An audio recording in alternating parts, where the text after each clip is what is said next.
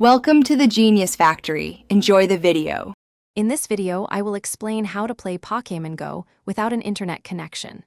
However, it's crucial to understand that Pokémon Go fundamentally requires an active internet connection to function.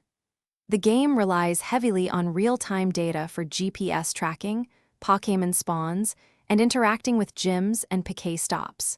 Without a stable connection, you won't be able to engage in the core gameplay elements that make Pokémon Go so exciting and interactive. While true offline play isn't possible, you can prepare for areas with limited data. First, download offline maps for your intended play areas using applications like Google Maps. This helps your phone's GPS function more efficiently.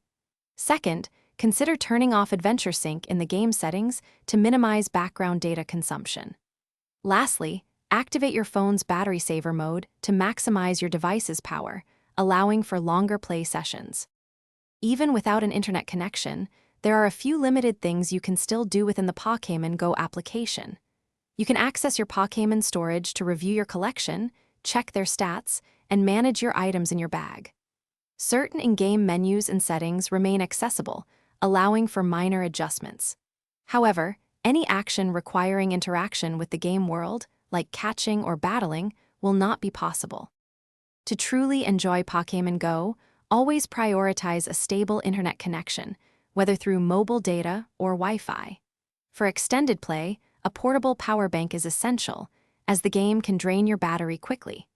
Additionally, take advantage of public Wi-Fi hotspots in cafes or parks to conserve your mobile data allowance. These practices will ensure you have the most seamless and enjoyable Pokémon Go adventure. Thanks for watching. If you found this helpful, don't forget to like and subscribe.